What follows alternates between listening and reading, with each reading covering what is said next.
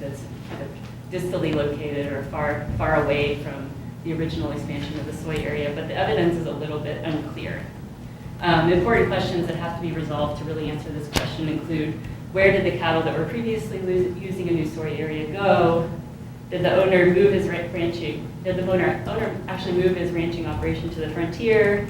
Did he consolidate onto some other area that he was already using and maybe increase his stocking rate, thereby not causing indirect deforestation? Did he stop ranching altogether? These are questions that we still have to answer.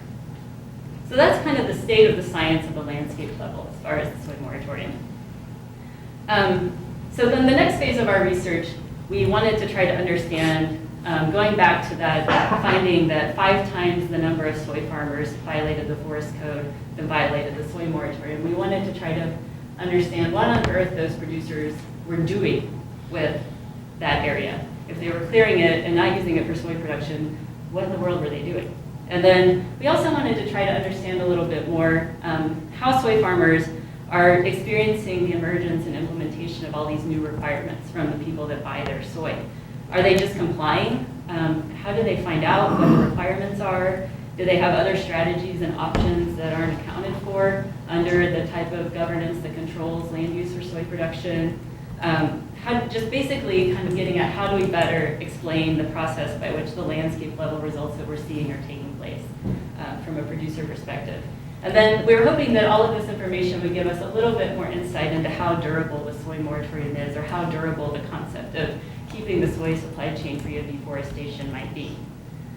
These questions are all particularly important right now because the soy moratorium is set to expire in May of 2016. So if the soy moratorium is indeed playing this really key role in reducing deforestation, we need to be able to explain really well how, in fact, that's happening to either maintain the soy moratorium in the future or to inform whatever kinds of policies might be put into place to replace it.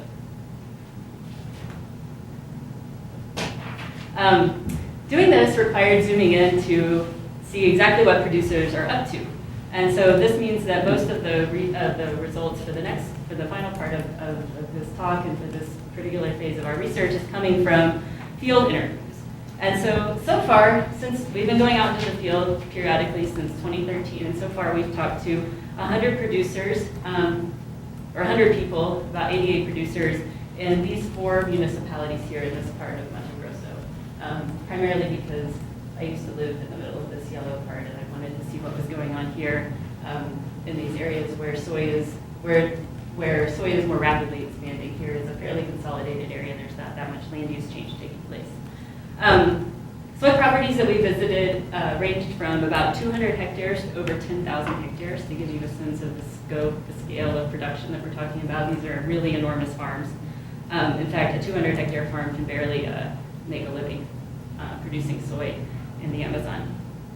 We spoke to either the owner or the renter or the manager, basically whoever was at the farm when we showed up, who said that they had some sort of responsibility for soy production.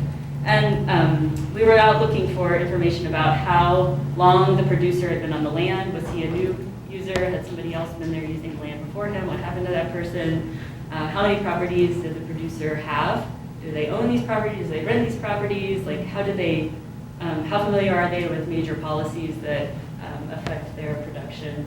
These kinds of things.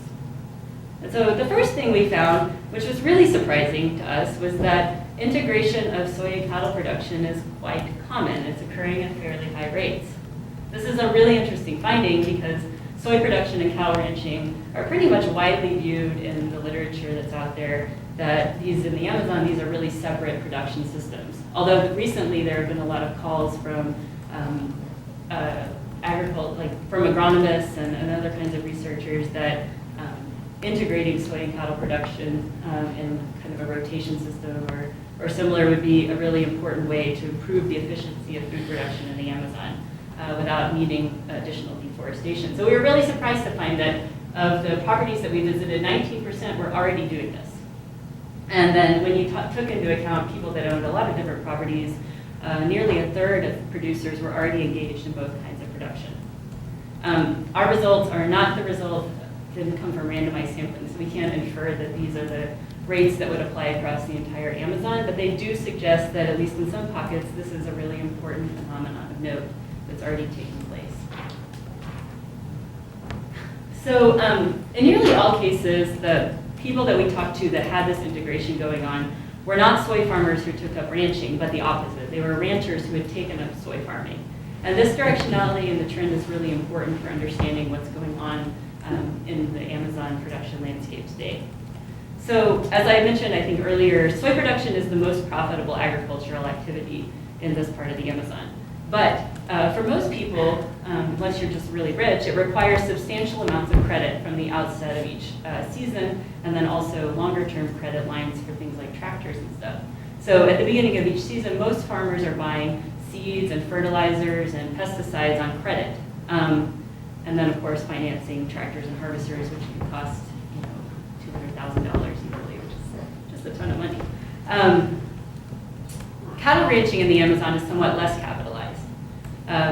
Ranchers typically don't have access to any kinds of credit line except for through the government, and ranchers in the Amazon typically don't take out these credit lines to supplement their pastures or fertilizer or anything like this. They typically operate on a non-credit basis, just raising the cattle the best they can and then selling to a slaughterhouse.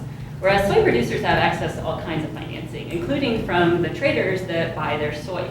And so a really common way for someone involved in soy production to finance basically anything is to take out a package or a contract up front with a trader, with which sometimes they just get a direct shipment of whatever inputs they need for their farming in exchange for the future contract on the soy that they're going to produce with those inputs. But then sometimes they can get cash up front as well. And so this is a major shift in the way that cattle ranchers may be getting access to credit in a way that they haven't before. It also, even more importantly than this integration of soy and cattle ranching signals that at least some ranchers aren't selling their properties and moving to the frontier like that schematic of indirect land use change that I showed you would indicate if we were applying that concept to the land use change in the Amazon. It means that ranchers are staying put, perhaps, and instead of when their pasture becomes degraded, moving onto the frontier, they're finding ways to improve their pasture with planting soy production, which is a way to both fertilize your eventual pasture land and also make some money in the meantime that you can sell the soy. It also provides a potential explanation for the forest code violations that we detected on properties that were still compliant with the Soy Moratorium, those 5 times more properties that were in the previous slide. So these producers could be planting soy on their older cleared areas and then moving their ranching to newly cleared areas, the areas that we detected were in violation of the forest code. In this case, the indirect land use change theory that I described previously could be taking place, but would be taking place within a single property instead of across the landscape on a larger scale.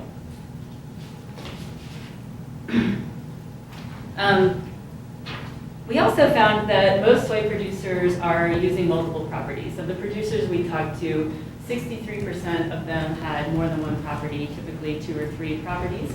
And this is really important because the absence of reliable and current information about land holdings in Brazil has long been a challenge for conducting detailed analysis about land users and properties in the Amazon. So that we found that 2/3 of the producers that we surveyed used multiple properties. This suggests that even though it's really important that we're now getting access to property boundaries in the Amazon through this environmental licensing program, these property boundaries may not tell us everything that we need to know about a producer's actual land resources, and this can have important implications for policy analyses. And then finally, we found that rentals are a really important land holding strategy for soy producers. 40% of the producers that we surveyed use a rented property, either exclusively or in addition to properties that they owned.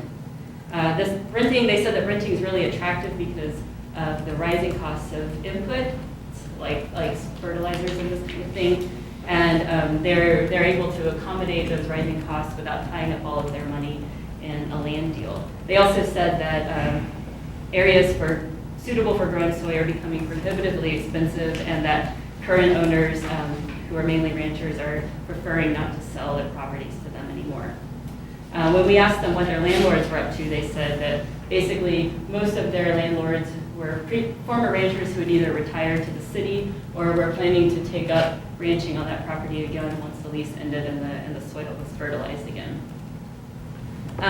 So this suggests a couple of an important weakness in the way, going back to our question of the soy moratorium and its effectiveness. Going back, it suggests that there's an important weakness in the way that the soy moratorium is verified. Compliance with the soy moratorium is verified. So even though the monitoring system seems to be fairly good and seems to be detecting the soy that is expanding onto deforested land, the fact that producers maybe own more than one property, and especially the fact that they may be renting properties, means that soy traders really have their work cut out trying to verify exactly where the soy that they're buying comes from. So what happens currently today is that a soy producer will go to sell his soy to the trader, and the trader will verify one property. He'll check the farmer's name and maybe the name of the farm against the blacklist, and if that property checks out, then the soy producer is allowed to sell. So in this way, he's able to launder any non-compliant soy into the main soy supply chain. Of course, our other research has shown that this is not happening very much right now, but it is an important risk, especially as changes in incentives for soy expansion, things like a fluctuating real versus the dollar, and different dynamics, different increasing demand for soy can raise the price raising the price for soy. All of these kinds of things could change the mathematics of the incentives that soy producers are navigating as they decide, should I expand, should I not expand? I don't want to dwell too much on that, but I just wanted to say that this means that regardless of the quality of the monitoring system, the verification system that the soy moratorium currently uses is limited in its ability to exclude non-compliant soy. So just to kind of sum up what all this means is that, so in our research where we were looking at property arrangements, rentals and multiple property ownership and what producers are doing on their properties, we found that all of these dynamics are fairly common in the sample that we took. And we suspect that they could be increasing in importance across the Amazon production landscape. So right now, as I mentioned, the deforestation for soy hasn't been a big problem under the soy moratorium in spite of the existence of these loopholes and these challenges. But if deforestation for soy were to increase, then these could be important risks for the future, for deforestation-free soy in the future. So soy traders could be running a big risk of their claims and their commitments that their supply chains would be free of deforestation. They could be running a risk that those commitments would actually not be upheld. More thorough verification systems on the part of soy traders, especially doing a better job to determine exactly how many properties the soy producer that they're buying from is using, would go a long way to resolving this particular loophole. We also, basically, we know that there are really complex ways, we found that there are really complex ways that producers use and hold land. What we don't know is the incidence of these or how prevalent these are across the landscape, and then also how much these, what the trend is for these. Are these kinds of property arrangements increasing? Are they decreasing? Are they pretty stable? More research is required, I think, to determine those trends. And then finally, our findings of common Soy-Cattle integration suggest that the soy industry's claims that simply monitoring and controlling deforestation directly caused by soy production keeps their supply chains not only free of deforestation, but also helps to actually protect the forests, may require a little bit more inspection, because although we haven't yet found any good evidence that indirectly induced change across the whole production landscape is taking place, we are finding at least circumstantial evidence that's suggesting that perhaps on-property leakage or on-property displacement or deforestation could be taking place. And so if that's true, then the question is, what is the magnitude of this leakage, and if it's taking place, is this a trade-off that we're willing to make in order to arrive at what most people agree would be a more efficient use of land in the Amazon for food production, integration of soy and cattle on the same property. All right, thanks.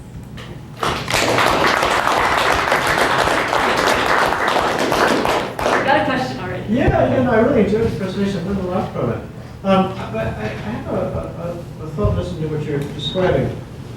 It seems like one squeeze point that all soy expansions, indeed even just continuing, has to pass through every year is access to capital.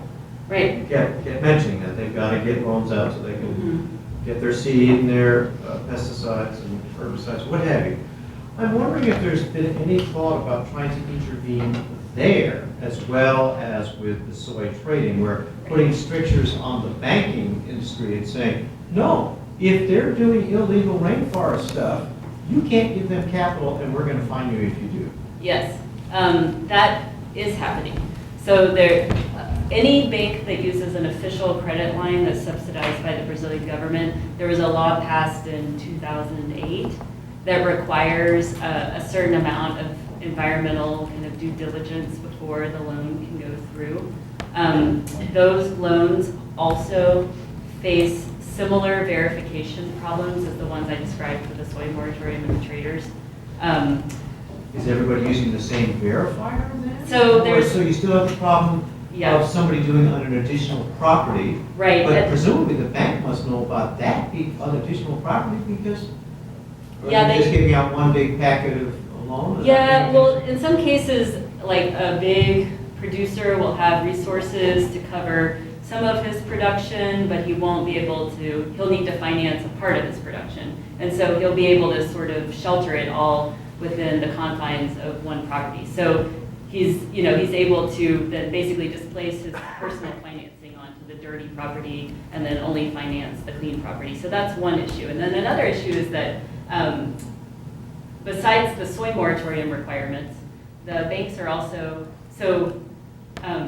the law I was referring to actually refers to the Brazilian government's own blacklist, which I didn't talk about in this presentation, but when they find illegal deforestation with their environmental police, they place that property or part of that property on a public embargo list, which you can go look up on the internet. The problem is that list is not super easy to use because in some places the information is incomplete, and in other cases the property isn't even, so the Brazilian government only manages to find about half of the illegal deforestation and assign an embargo to it. And so we've been doing different analyses to look at that, and Ian here in the audience is an expert on that. And so they have problems with the lists being incomplete, and they have problems with the producers being able to sort of work the system and launder. Well, that's a great follow-up, which is also wondering if the incentives are perverse the way this is set up, because both banks and the traders both want soy. Yeah, this is true. Have anybody looked into that issue? Or Fox guarding chicken coop doesn't work? No? Right, well, yeah, that's definitely a problem. Okay. Thanks. Yeah. Do you share the perspective? Soy exploded in recent decades, and this was triggered mainly by consumption in China. So the soy expansion, the soy boom period in Brazil took place before China was purchasing large amounts of soy, but China has definitely changed the game in terms of changing the volume. Yeah. The other thing that's my notion is that the consequences that will be they're larger, more to Brazil, beyond what it is. I heard that in Brazil the black beans have become a bit scarcer, or their feijoada, they were not, it's largely that. And my own experience, having lived in El Salvador half a century ago, we ate black beans 3 times a day. And they were, however, in Costa Rica. They had a dish they called the gallo pinto, had nothing to do with chicken. Right. It was a mixture of black beans with rice. Well, 30 years later, when I got back to El Salvador, here it was mixed black beans with rice, and no longer the black beans by themselves. My suspicion, this is another one of those consequences of scarcity of black beans, which cannot survive the competition against the monstrous soy. Is there something to that? Well, most of the black beans in Brazil are not produced in the Amazon. That's true. And yeah. so I think that there's competition among beans and corn and soy in the south of Brazil and in the Cerrado where black beans are produced. Yeah. Yeah. Could you speak to some of the dynamics of power between various actors involved here? You Yeah. mentioned soy growers who are ranging from 200 to 10,000 hectares. Are they all speaking with one voice? Likely not. So what are the relationships between soy growers and how much power does soy as an industry wield, in Brazil compared to other commodity actors? Yeah, so the soy industry wields a lot of power in Brazil. That the agricultural sector in general has a voting bloc basically in Congress, and they've been able to make a lot of changes to the forest code and block a lot of legislation and push different kinds of legislation forward. And so in that sense, the soy industry is very part of that. So in that sense, the soy industry has a ton of power. In terms of the producers acting as as one voice or not, in some ways they do, and in some ways they don't. But larger producers definitely have a lot more power in terms of their ability. They have personal power that is mostly affects themselves. They have a lot more capital, and they're able to then parlay that capital into better rates on loans and better access to buyers and this kind of thing. They're also able to. They're also able to. So according to the people we talk to in the field, they're able to get away with a lot more. For example, if there's an illegal, if they deforest an area illegally, they're able to either supposedly, I don't know if this is true, these could be rumors, but they say that they're able to pay off the environmental police, or they're able to use the lawyers to resolve the fine in courts later, and alleviate themselves of the burden of being caught illegally deforesting, whereas a small producer simply doesn't have those kinds of resources. Yeah. I was listening to the next question, the question that we didn't touch on, but right now you're kind of getting close to the question of corruption. And in the scheme of things that you were talking about in terms of how do we know that the Soy Moratorium worked? How do we know that the traders really purchased the soy from clean farms? Right. Is there word, or is there any procedure to verify that? That's Well, number one. Yeah. Let me take Yeah. a couple more questions and put them all on Okay. the table and then touch everything you want to. In research that I did about this question, I ran into a statement that in fact it is only establishing native reservations that protects area completely from deforestation, because this is where you cannot get a business license. Right. And that the amount of native reservations increased enormously from the previous government to this one, something like 20 times. Right. Right, from 100 something to below 20. Right. So what's your view of this statement in terms of deforestation and soil dynamic? Right. And then the third thing I wanted you to touch upon a little bit is how did you work? You said we several times when you talk about your field work. Who's we? Okay. How many people did this research? How did you guys do it? Okay, I'll work backwards. We, as a team, Ian who just left, Holly was here, we do work that involves satellite images and this kind of thing together as a group. And so in some cases, I think we in that way. And then we in the field include me and a couple of field assistants, these guys that I hired to work with me in Brazil before. I don't typically go around by myself. As far as the reserves go, I think you're right. They have been rescinding reserve status. I don't engage with that much because there just aren't that many nature or conservation reserves in Mato Grosso where I work. So it's a little, I know a little bit less about that. And then finally, the way that we know that the traders are complying with their word so far is that when we map soy area and deforestation, we see that there's not really much opportunity for them to be buying dirty soy. And so the loopholes that we're finding are kind of for the future, if the incentives for expansion and the risk, other dampers on deforestation kind of decrease, then they may start buying dirty soy either cynically on purpose or accidentally. Sabrina. Well, Yeah. corruption. Yeah. It's nice and beautiful that all these laws and agreements are put in place in Brazil and so on. But then there is the other issue of vetting and verification and checking, Right. which is not my field, but I understand is very, very lacking. Uh-huh. So it only adds to the problem. Right. Not to mention I'm just back from Brazil, not to mention the current disbelief among the population that anything coming from Brazil is right, correct. Uh-huh. It's just 11 months between one trip and the other. It is very, very noticeable, this total distrust. Right.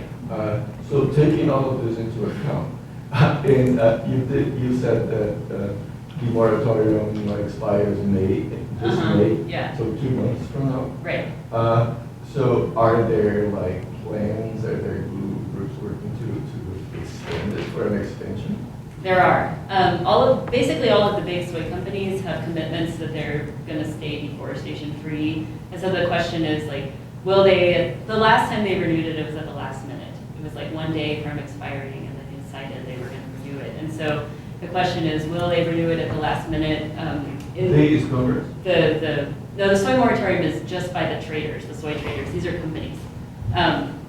So they're waiting around for the Brazilian government to get its act together and enforce laws in a way that make them feel like they can tell their customers their soy is free of deforestation without them having to do the work themselves. But I don't think anyone really thinks the Brazilian government is quite at that point where they're effectively enforcing laws and effectively ensuring that illegal deforestation isn't taking place. And then we've got Bill at the head of the, Right. I don't know. Yeah, right. I will say that everything you're saying is correct and rings true with my experiences, but I will say that in terms of forest monitoring so far, INPE is not seen to be corrupt. Like I've never heard anyone say that INPE is lying or cooking books or anything like this. And so I think that in that sense, the monitoring is probably accurate. People have a lot of bad things to say about IBAMA and about other agencies that soy producers interact with, but most people pretty much, even soy producers, are like, well, INPE can see everything. Yeah. Question for you about indirect land use change. It's actually a topic I'm working on as well. Oh, cool. And one of the solutions that's been offered is to avoid this displacement effect of soy triggering cattle into forests. Uh-huh. Let's identify unused or marginal land around the world, Right. plant soy there so there is none of this displacement. I'm curious in your thoughts on this approach. Do you think that's an effective strategy? I mean, it sounds like it has a lot of merit. I think that what seems like an effective strategy from the outside, like if you have to imagine like who is the person that's going to be planting the soy, and if a soy producer has invested a lot of money in a rental contract or purchasing a soy property that's not marginal, for him, he's not going to be in favor of that kind of strategy. And so I think that I think that those kinds of strategies are really important to think about, but they have to keep in mind the incentives that are already at play on the ground and how you would have to overcome really considerable kind of path dependencies in the way that soy is expanding now.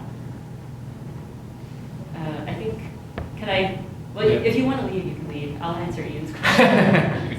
I was wondering, since you've been now going to Mato Grosso for several years, if you've seen changes in land tenure arrangements because when my stuff was sugarcane, Yeah. I saw a lot of companies adopting an economy of scale model. Some of them own like 90% of their own land devoted to sugarcane. Yeah. And others would rent out a lot. Yeah. And there was actually quite a bit of variation in it. And some people I talked to said, we own most of our land now, but pretty soon